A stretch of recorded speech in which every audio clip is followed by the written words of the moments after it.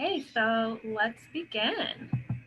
So good afternoon, everyone. Welcome to today's program. We're excited to have you all here today.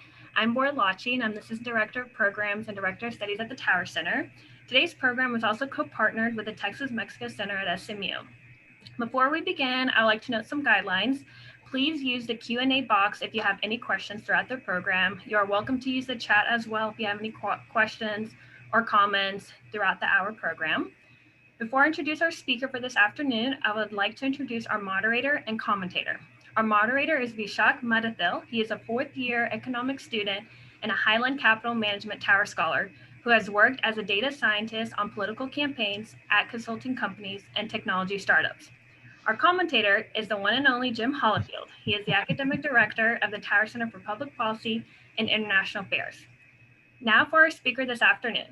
As many of you might know her, Pia Orrenius is the Vice President and Senior Economist at the Federal Reserve Bank of Dallas. She is a labor economist working on regional economic growth and demographic change. In addition, she's also a Senior Fellow at the Tower Center and Texas-Mexico Center. I will now turn it over to Pia. Well, great. Thank you, Bora. I guess I'll get started, right? Since we have limited time, we want to get to your questions. So I'm going to start by sharing my screen. Let's see if that works. All right. Are you seeing my screen? Yes, we are. Okay. Okay, great. Then I'm going to go ahead and talk today about, we sent around a title, which I got from Professor Hollifield, which seemed excellent at the time. Sorry, Jim, I have to do this, but we said, we'll call it Migration and Mobility in an Age of Pandemic. But as I was preparing for this, it dawned on me increasingly that in a pandemic, there's not very much of either migration or mobility.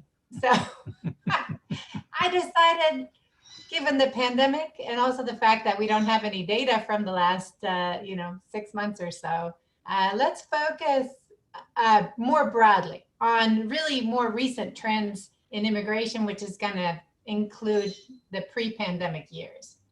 All right, so on that note, this is the roadmap really for the presentation. So we'll look at recent trends in immigration, and really the presentation is going to be about what we see in the data, which is a large drop in immigration to the US since 2016. The pandemic obviously has grossly intensified the decline but we just don't have the data right now, but I'm sure it's going to show that the decline we were experiencing prior to the pandemic was only intensified as a result of the pandemic. So recent policy changes play a role in the drop in immigration. We're going to go over those. They're not the whole story, but they're a significant part of the story. And so there's just a number of policy and regulatory changes that have contributed to the drop in immigration to the US, even more so in the pandemic.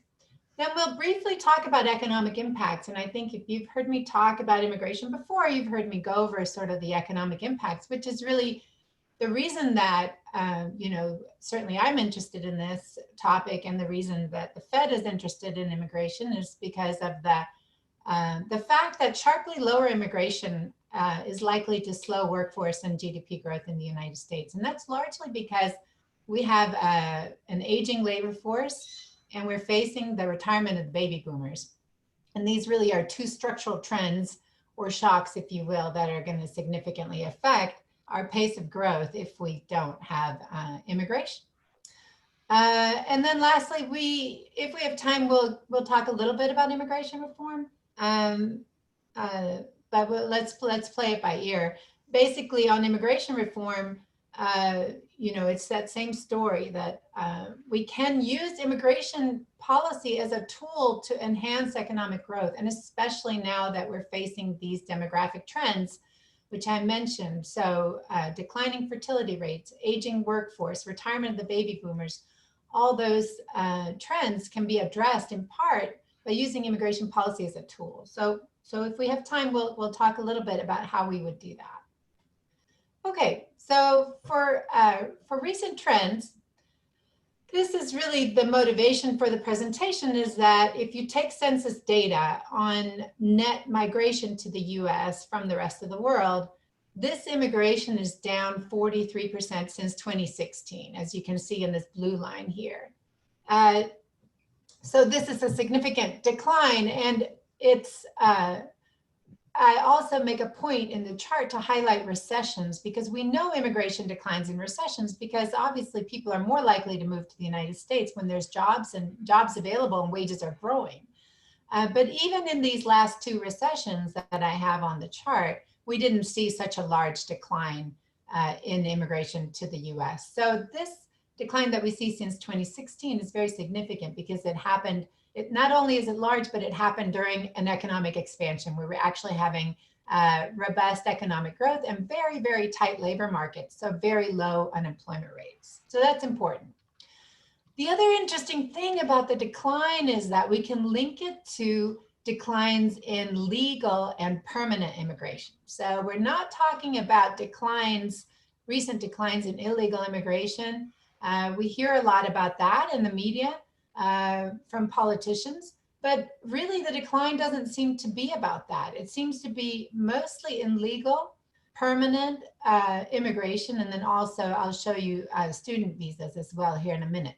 But what you see here, for example, is green cards, so legal permanent residents arriving from overseas. So that's down about 14% since 2016. And refugees are down very significantly, 74% decline in refugee arrivals between 2016 and 2018. So those are significant drops in legal permanent immigration. But look at student visas. Student visas are off over 40% drop in student visas. So here we have visa applications and visa issuances. They're down about the same. It's not a story about them not getting let in. I also plotted here visa refusals in purple. So it's not really a rise in the visa refusal rate. We are letting the foreign students in, but the applications are way down. So what does that tell you? That tells you that the demand to come to the United States has gone down significantly since 2016. And so looking into, to get an idea of who's, where the demand is dropping off the most, we looked at where students are coming from. And there is a lot fewer coming from China, for example. So the largest drop is among Chinese students, but we even have drops among other students from, for example, in the Middle East. We get a lot of students from Saudi Arabia. There's a big drop off with the oil bust in 2015 and 2016, basically reflecting the decline in the government's ability to pay for US studies. The interesting thing going through all the visa categories that exist is that the one exception to the declines in immigration is temporary worker visas.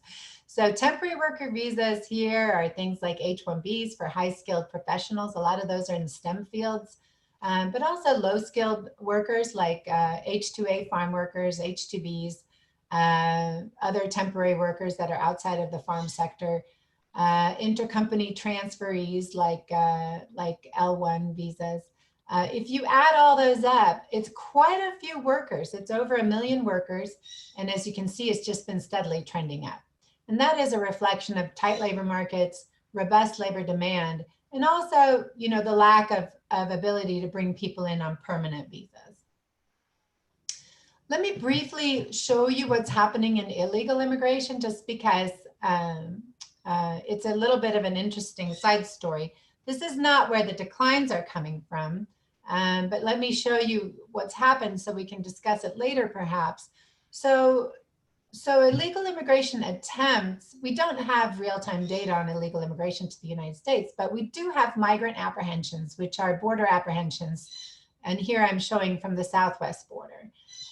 So migrant apprehensions, really, if you look at the most recent data, so year to date, it's a very low number compared to historically. So it's about 350,000 apprehensions really in fiscal year 2020.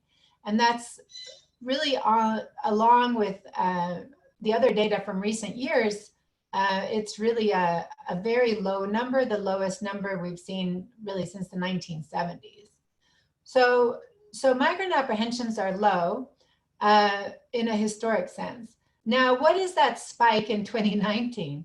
So that's a very interesting spike in illegal immigration that has reverted back to, the levels that, so it's just a spike, and it didn't persist. It was temporary. And we can discuss why it happened later, but basically it was the new Mexican president that when he took office, he promised a lot of rights and benefits and work visas for Central American migrants. And Central American migrants took him up on his offer.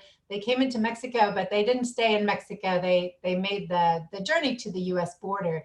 And basically there at the US border, they did not try to legally enter the United States so much as apply for asylum. Here, my co-author Chloe dug up some asylum data. So these are asylum receipts for immigration court. And so you can see that the spike really in that we see in the apprehensions data is overwhelmingly related to requests for asylum. So it's not really the illegal immigration that we used to see. If you go back historically or traditionally, it's not the young male workers from Mexico coming to work in the construction industry and other related industries. This is overwhelmingly Central American migration and Central American migrants applying for asylum. So it might not be surprising for you then to see that not much is happening on the unauthorized immigrant population as far as we know. We have data through 2017, or I should say estimates through 2017 from the Pew Research Center. Not much going on there. The unauthorized immigrant population peaked, we believe, in 2007 at about 12 million. It's down to about 10.5 million by 2017. So despite all the attention on this issue, it's interesting to observe that in the data, this population is actually shrinking. So it's a little bit of a disconnect from the attention that the issue is getting. Okay, so let's look at some of these recent policy changes to see if they're contributing to the decline in immigration to the United States in the last few years. So I can tell you that when we sat down to go through all the changes to immigration policy in the last few years, it was nothing that would fit on a PowerPoint slide. It might fit in a 100-page document. There are so many changes, but let me just highlight some of them that are more significant. So one is humanitarian immigration. So the first thing that we saw really in 2017 was significant cuts to refugee quotas. So that's something that the president directly sets in consultation with Congress, but it's really in the hands of the president to decide how many refugees we take. And these are refugees from UN refugee camps from around the world. These are people that have waited years to come to the United States. They've been displaced by war, displaced by disease, displaced by natural disasters. And so there have been drastic cuts to refugees. And then at the same time, much tougher asylum policies on the border that you've heard a lot about in the media, things like separating children from their parents, or things like the Remain in Mexico policy, where we ask Central American migrants asking for asylum, okay, we'll take your asylum application, but you have to wait in Mexico while we process this. There's also been changes to visa eligibility and visa processing. So one of the main things the government is doing to slow down visas is more requests for evidence. So basically, when the government asks you for more data documentation once you turn in your visa application, it's going to really slow down the process.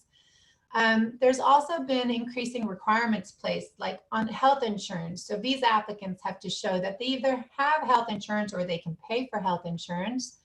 The government has also published extended review time. So they're giving themselves a lot more time to review your application. They're not holding themselves to any tight deadlines, let's say. They're applying more stringent criteria, and they've significantly increased visa application fees, green card fees, and naturalization fees. I think naturalization fees now may be closer to $1,500 or something like that. I don't exactly, I didn't write it down, but it's very expensive now to get your documents processed by DHS.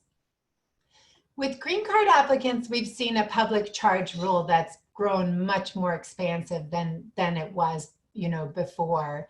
And so this new public charge rule, it's always been a disqualifier for a green card applicant. You can't get a green card if the government deems you likely to become dependent on the government. And that's always been the case, and that makes sense. But in order to determine a public charge, we used to just use cash welfare. So if you're on cash welfare, you're definitely a welfare recipient. You can't, maintain yourself or your household or your family, so you're not eligible for a green card. But now the new public charge rule is going to consider other things like food stamp recipients or rental housing assistance.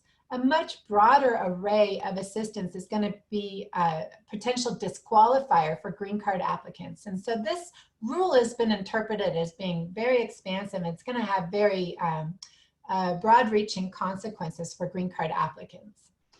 The other thing the government has done is limit work permits. So for example, for asylum seekers, they're much less likely to get work permits than they did in the past. This acts as a deterrent on immigration, obviously, because it might not be a surprise that a lot of people came to the United States seeking asylum, and then even if they eventually got their asylum request denied, they were able to work during that period of time and at least make a living.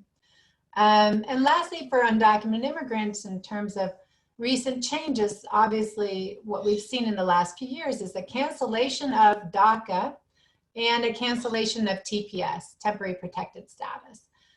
So both of these have been tied up in court.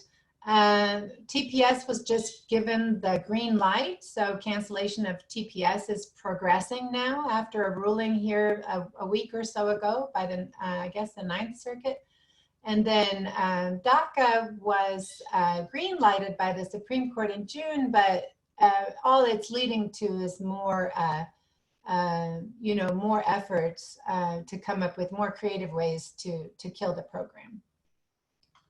All right, so just to illustrate a couple of these points, here's the refugee quotas. So you can see the very, very drastic decline in refugee quotas over the last 3 years. So we're down to 18,000 refugees coming to the United States or allowable under fiscal year 2020.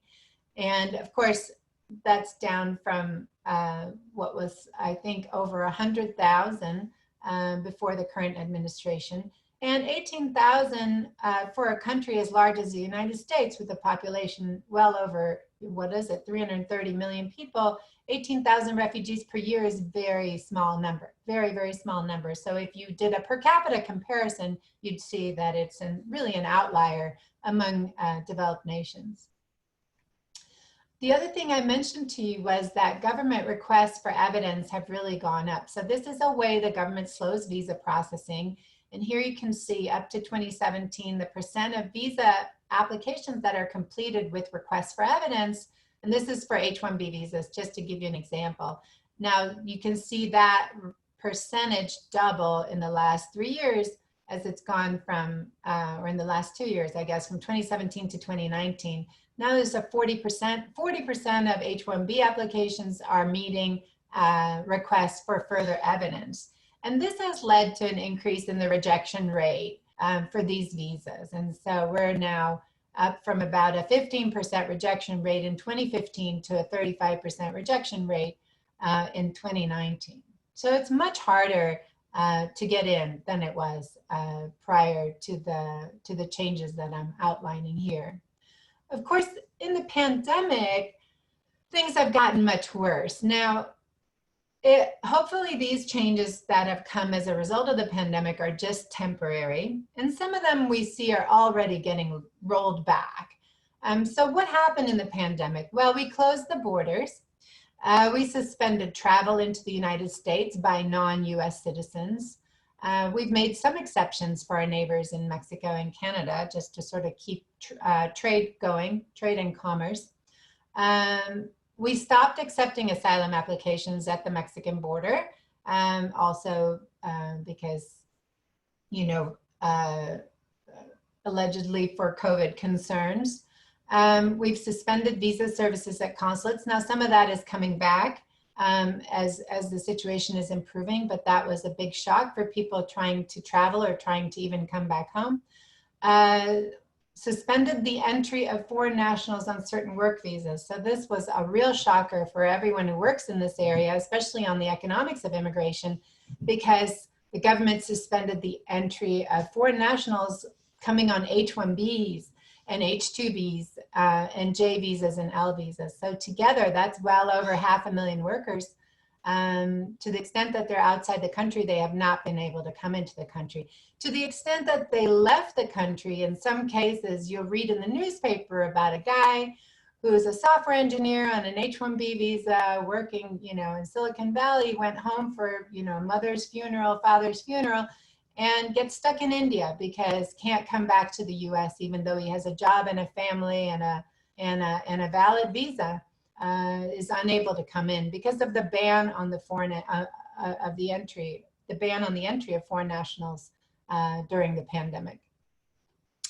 The other thing that happened, although this was rescinded quickly, was that the government tried to expel and disallow really foreign students that were studying at US universities in a virtual capacity. And so, of course, universities had a very severe reaction to that.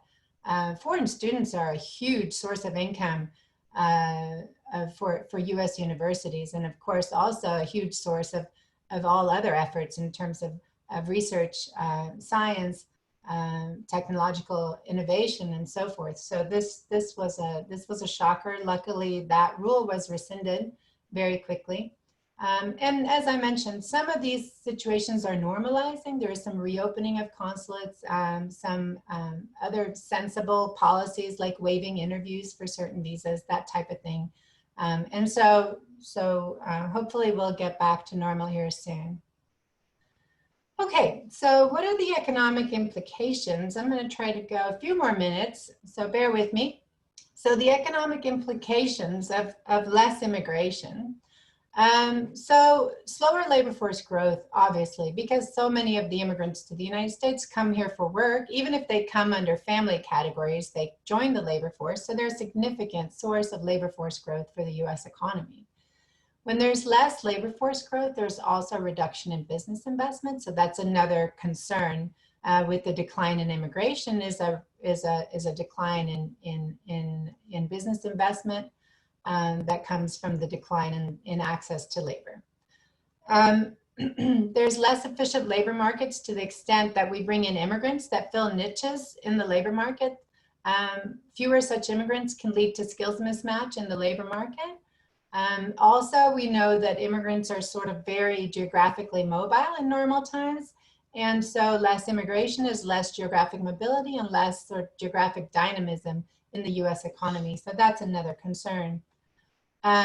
We've talked before about the possible negative impact on productivity growth. We know, and there's a lot of research on this showing that high-skilled immigration leads to more innovation. So less high-skilled immigration, particularly in the STEM fields, so in science, technology, engineering, and math fields, in the healthcare sector, in the pharmaceutical sector. Less of that immigration is less innovation for the US economy. Less innovation is slower productivity growth. So that's a concern. And then I was thinking about this morning, and I added this last point because I decided, since we say immigrants, especially high-skilled immigrants, but even other immigrants are really a boost to US industry competitiveness, if we don't bring them here, where do they go? Well, some may stay home. Some may go and work in other advanced nations that have, visa programs for high-skilled workers. And so to deny them entry here is really a boost to foreign competitiveness. So when I presented this to the Dallas, the Federal Reserve Bank of Dallas Board of Directors, the question I got was, well, if they're not coming here, where are they going? And so we looked a little bit at that, and we know Canada is one of our main competitors for this high-skilled labor. And so if we don't take them, they go to Canada. We saw that. We were looking a little bit at trends in Canada. So both high-skilled and humanitarian migration went up in Canada when they went down here. Really starting in 2016, 2017. And so they're going to go to other places too, especially in English-speaking countries like Australia, or also to Western Europe. Just to sort of reinforce this idea that immigration suppresses labor force growth. This table is taken from a study by the National Foundation for American Policy, and the economist that did the study is a friend of mine, so I trust the numbers. What we see really in the first row here is, and the first column, the baseline labor force growth. If things continue as normal, we expect between 2016 and 2060 to grow at about a little less than 0.5% in terms of labor force growth per year over that period of time. With a 30% reduction in legal immigration, we're going to grow about a third slower than the projected rate. And then with a 40% reduction in legal immigration, we're going to grow at about half that rate, and so on. So there's an outsized response to the decline in immigration when it comes to labor force growth. And so with very little immigration, we're going to have very slow labor force growth, which isn't the end all be all. I mean, you can always grow the economy through productivity growth. It doesn't have to be, growth along the extensive margin, like, doesn't have to be more people. It can be, more productive people. But what we've seen in past experiences is really that those two go hand in hand. Usually if you're growing the labor force, you're also, stimulating investment, which stimulates increases in productivity. And so you get kind of like that double benefit. And just to drive that point home, these are estimates from the Pew Research Center that just show this is the decomposition of the growth in the labor force going forward. So this coming decade, this decade, and the next decade are the ones I've circled at the end of the chart there. And those gray bars are negative because here we've separated contributions to the labor force or the working age population into immigrants in red, the children of immigrants in blue, and natives who are US born from US born parents in gray. And so you can see those gray bars are in negative territory. That is the decline, the net decline in the native labor force over the next, this decade and the next decade. And that's coming from the retirement of the baby boomers. So really right now we're in a period where all of the contribution to labor force growth is coming from immigrants and the children of immigrants. All right, I'm going to skip over a couple of those charts there and just sort of wrap up so we can get to your questions. So really the summary so far, immigration has declined sharply since 2016, and the declines are, interestingly, mostly among legal immigrants.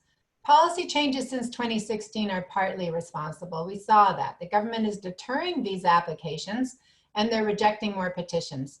But remember the student visa data, we're also seeing less demand to immigrate to the United States. The economic implications, there's less growth. So that's less consumer benefit, less business investment. There may be some short-term benefit to workers that compete with immigrants. So I'm not going to take time right now to discuss that, but certainly we need to recognize that in the short run, there's a partial benefit to workers that compete directly with immigrants. Of course, it's also harm for workers that depend on immigrants, so that are complementary and not substitutable for immigrants. And so the policy implications really are, in any normal year, I would tell you, with the growth that so without the pandemic, with the growth that we experience in the US, the very tight labor markets, the rising national debt, and the aging domestic population, all these are structural trends that call for more immigration, not less immigration. And in the pandemic, really, these things are less important perhaps in the aggregate. But what we've seen is still businesses are dependent on certain niche labor that they bring in from abroad. So like farm workers from Mexico, for example, there's no clear substitute for that in the United States.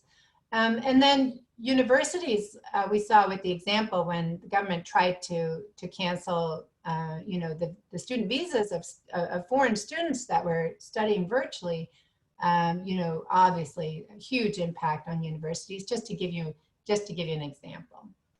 All right, so I'm going to jump ahead I was going to talk a little bit about policy, but I think we should just go ahead and wrap it up.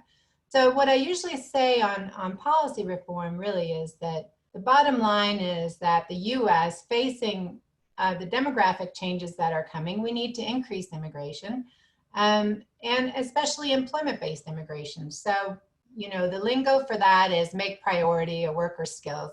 You can diminish the share of family-based migration and increase the share of employment-based migration. And I think that's, you know, even the current administration in Washington, D.C. are also saying those types of things, but they're not saying increased immigration, certainly. So that's sort of the difference here. And then other sensible things like streamline temporary worker programs and use innovative ways to allocate visas. And so also I wanted to, before I stop, just make the point that I think future policy should maintain the commitment to humanitarian migrants, which it's really scary what's happening to humanitarian migration at the moment, I think. And lastly, we know in economics, there's really big economic harm done from a lot of, when the government introduces a lot of uncertainty into policy, whether it's tax policy, immigration policy, trade policy, uncertainty is bad for growth, it's bad for investment. So I just wanted to make that last point, that's another change that would be nice going forward, to just have sort of a stable, reliable policy environment where businesses can sort of be forward-looking and know what to expect. All right, well, that concludes sort of my formal remarks, and I'm going to stop sharing my PowerPoint and turn it over here to Vishak and Professor Hollifield.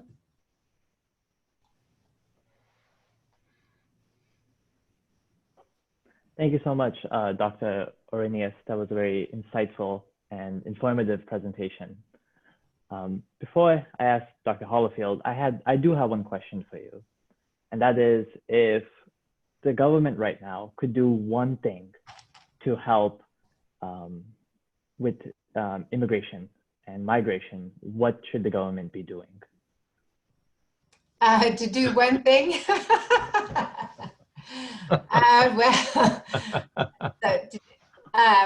I had this laundry list, Vishak. I'm sure you saw it. I think you should run immigration policy. You know, I mean, I guess what I would do is sort of lift all these temporary bans and restrictions and barriers, and sort of revert to business as usual until we can get immigration reform passed. I think that would be sort of in the best interest of the economy, the labor market, at the moment. I think right now, bans and distortions and barriers and so forth are actually more disruptive than they are helpful. And so I think for now, I would revert to business as usual and then work on immigration reform for the long run. Sounds good. Dr. Hollifield, if you have any questions, now's the time. Okay, well, I have to say, having worked with Dr. Orrenius for many, many years, I'm always astounded at how informative her presentations are. And I know that she's advising the Federal Reserve on these issues, and she has already laid out how critical immigration is for the economic future of the country. She basically sidestepped the issue of mobility, which I can understand. I mean, it's very hard to get numbers on that, and it's hard, I think, to understand the relationship between migration and mobility. But I don't think there's any question that mobility has taken a huge hit in this pandemic. So the ability of people to get up and travel and move around has been severely constrained, if not shut down altogether. You know, speaking for myself, in March, April, and May alone, I had to cancel 11 trips. So my wings have been clipped by the COVID-19. So I guess my question is, with such a dramatic shutdown in mobility, you know, this is going to have big economic implications.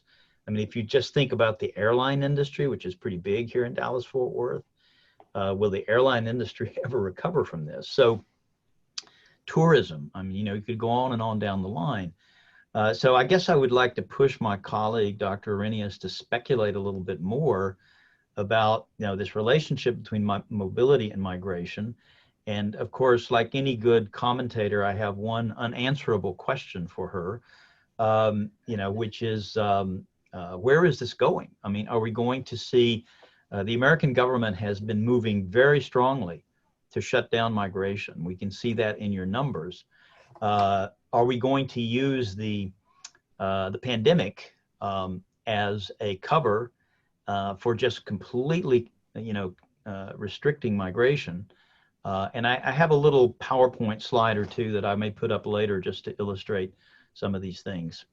But those should be sufficient questions for my colleague, Dr. Orrenius. Okay, should I take this now, Vishak? Yes, of course.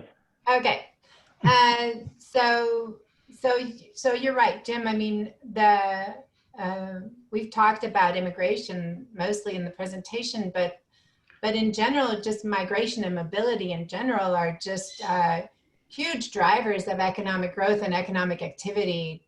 So we've been talking more about permanent moves, but of course, things like tourism, temporary moves, just travel in general are extremely important to sort of the functioning of the economy.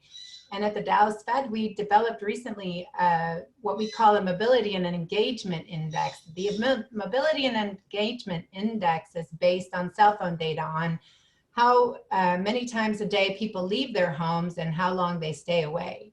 And so we've just seen a huge decrease in mobility and engagement of individuals, and people are much more homebound than they were prior to the pandemic.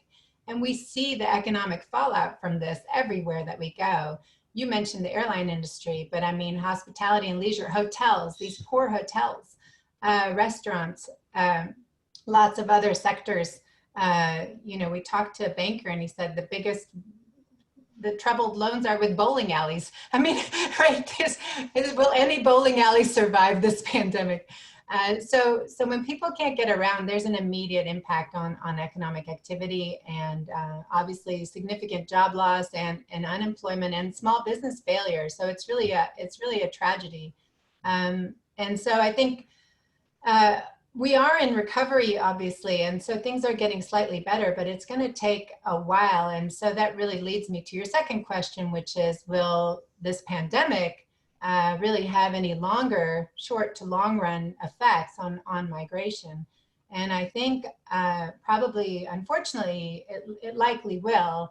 And even before the pandemic, all the concern and criticism of migration, I think, was already sort of bleeding into opinions among the public in this country and in other countries, where also, frankly, public opinion has turned somewhat against immigration. And so I think we've seen, and I think the research shows, right, in political science and other fields, that some of these changes in perceptions and opinions can be quite lasting. And so they can have impacts, into the future in terms of the policies that are adopted. And so I am concerned about really the turn that we've taken in public opinion, to the extent that will that give more support to more restrictions in the future, or continuing current restrictions. And I say that with regard to immigration, but also think about trade, international trade. There's a lot of skepticism about trade right now. And there's a lot of restrictions on trade, imposition of many, many tariffs. And so to what extent will that continue as well? Mm-hmm. Vishak, I don't know if you want me to show my little picture now before we go to the Q&A, just to stimulate some thinking. Yeah, let's go ahead and let's see your slides, Dr. Holofield. Okay. This picture, I think this picture will help us to, and Dr. Orrenius has seen this picture a number of times in presentations from me, but just for the audience out there, I want you to understand how complicated immigration policy is. When we think about, Dr. Orrenius wants us to do a strategic immigration policy, one that's geared to the interests of our economy, that will serve the country well. And often this gets defined under the moniker of comprehensive immigration reform, which we've talked about for quite some time now, almost 20 years, I guess. But just look at this picture and think about how complicated this is. With the way I try to get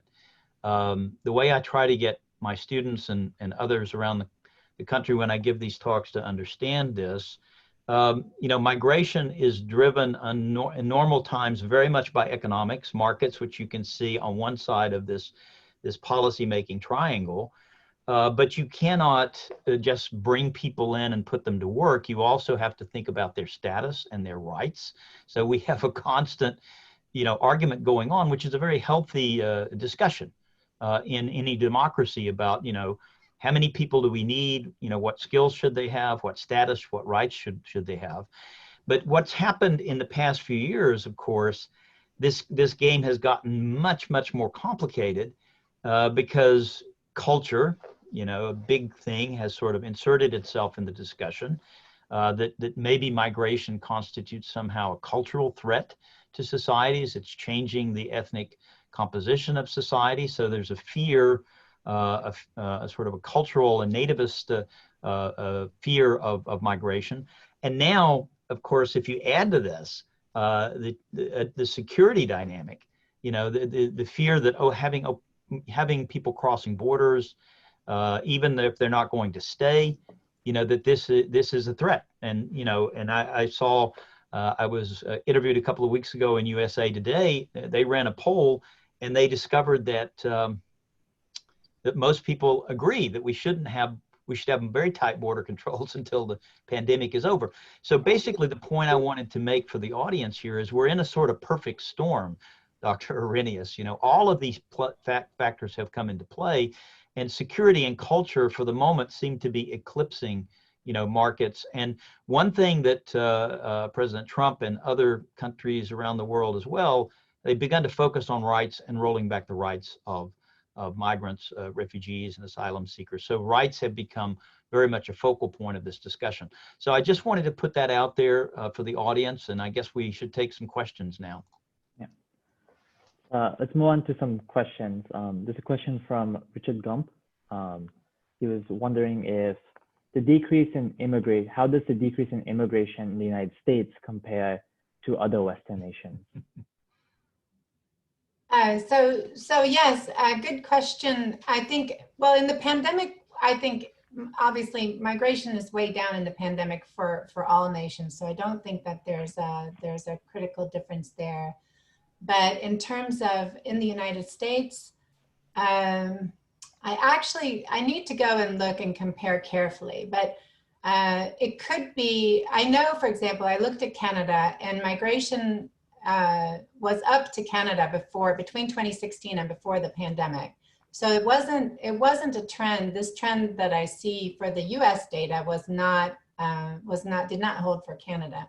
Of course, we know in Europe though, that there was a big crackdown on immigration, especially asylum seekers, after 2015, when there was a huge surge.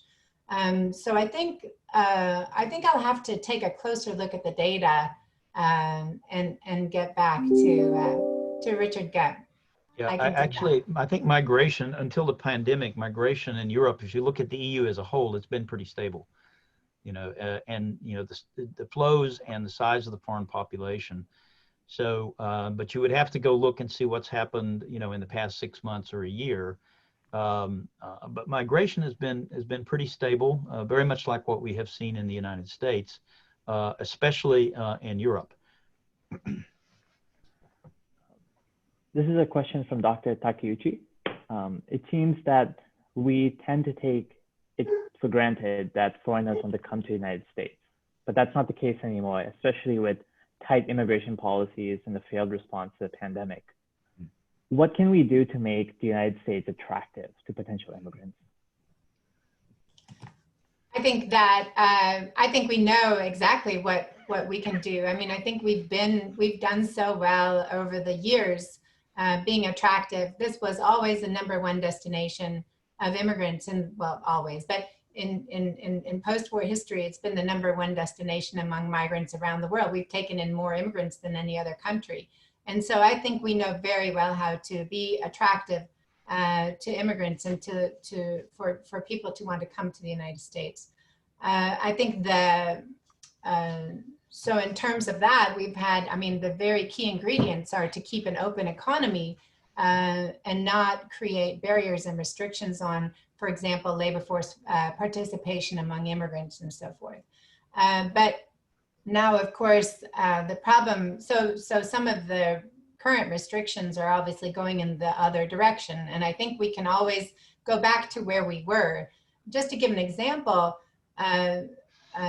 one restriction which you think is not a big deal, but actually is a large deal. So for H-1Bs are these temporary, high-skilled workers that come on temporary visas. Well, they're often married to other high-skilled workers. And for a long time, we did not allow their spouses to work. We did not give work permits to the spouses of H-1Bs.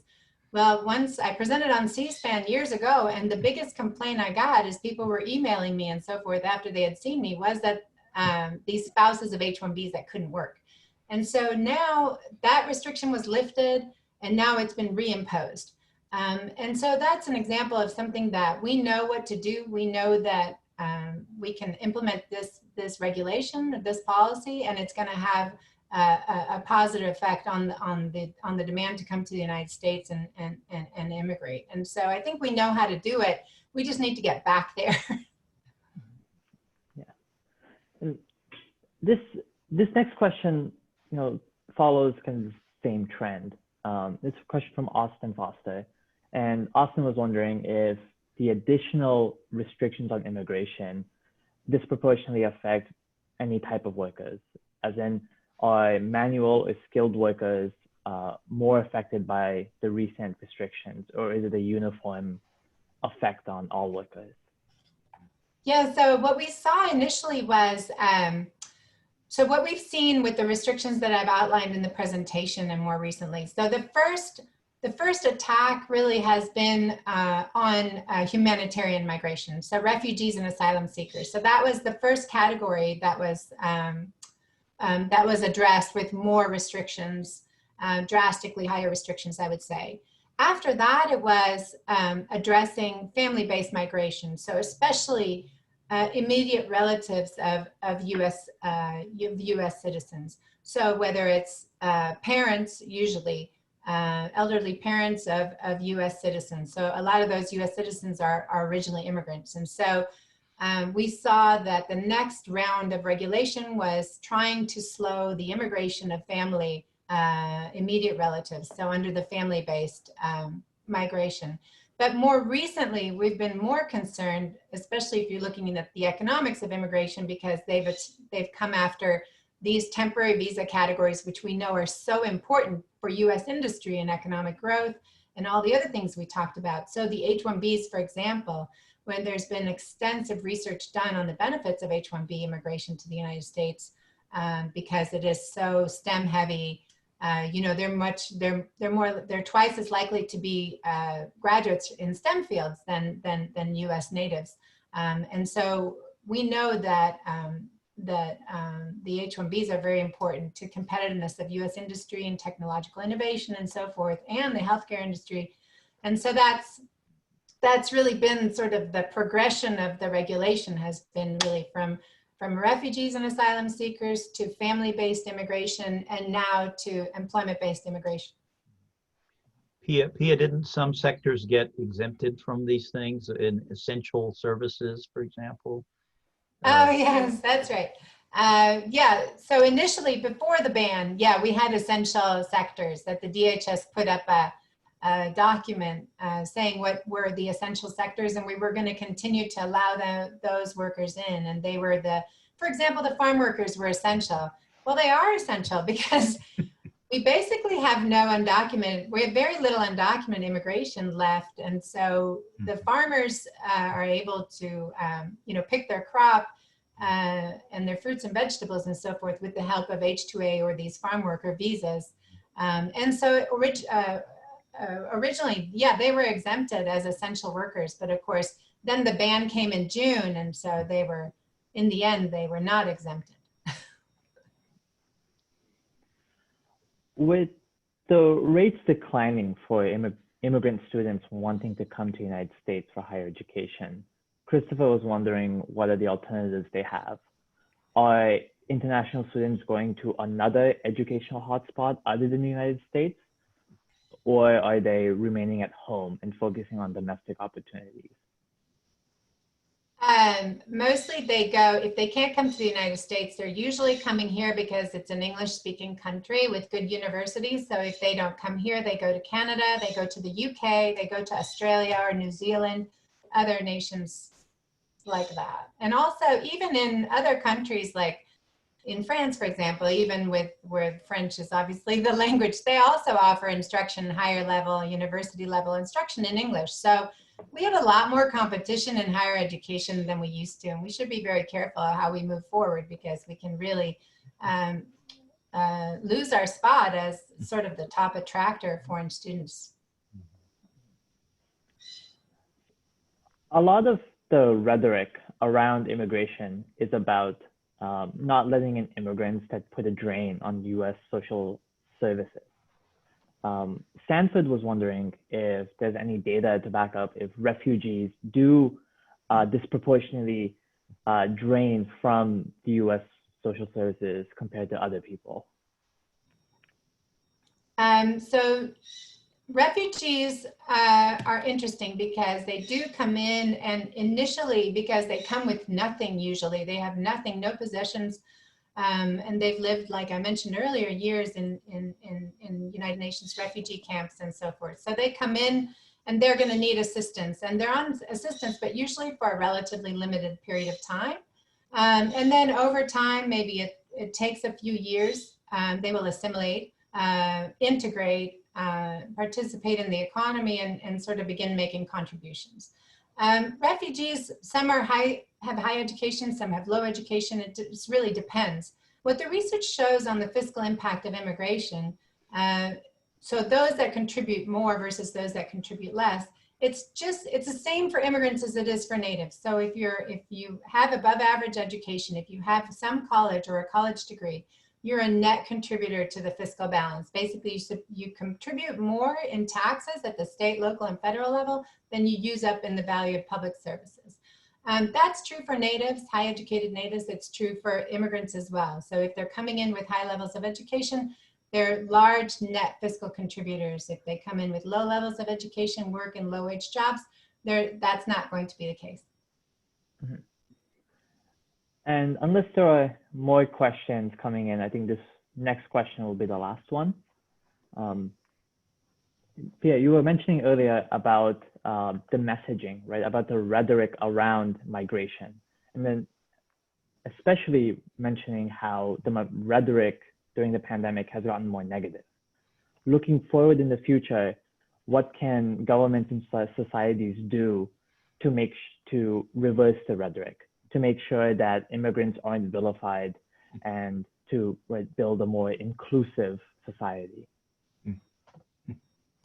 So I feel like, Jim, isn't this when I always turn it over to you? Because I always say, this is a question about politics, and I'm not qualified to speak to this because I'm out there, sharing the facts, and I feel like I'm not getting a lot of traction. So Jim, why don't you take that one? Well, basically this question goes really to the heart of the issue, politically speaking. And I think Pia will agree with me on this, that if you want to have an immigration policy that is accepted, that's legitimate, we need to have immigration that is legal, that is orderly, and we need it to be, the levels need to be set, tied to the needs of our market. And if we manage migration in the right way, it will be much more popular and much more legitimate. I would just point north of the border to Canada, where, believe it or not, immigration policy is actually very popular and it's legitimate because the government has managed it very well. Unfortunately, in the United States, you know, we have not succeeded in doing that. So we've had very high levels of illegal immigration. But if you ask in opinion polls whether people support immigration, especially legal immigration in this country, there is very broad support for immigration. So, but if you don't manage it well, then you open up, you know, to these very negative narratives, you know, to a return of a kind of a nativist politics, which is what we've seen in the United States. And once you start down that path, it's very, very hard to turn back. Well, I think that'll do it for now. A thank you to our panelists, Dr. Holofield and Dr. Orrenius. This was a very insightful and engaging conversation, and we're so thankful of your time. I want to thank the audience for giving up some of their afternoon to hear us talk about this and to suffer through my moderation. And we're all very thankful that you spent time with us, and we hope to see you soon at other Texas and Tower Center events. Thank you all so much, and we hope you have a great day. Thank you, Pia, and thank you, Jim. Thank you, Vishak. Thank you. Bye-bye. Stay safe, everyone. Stay safe.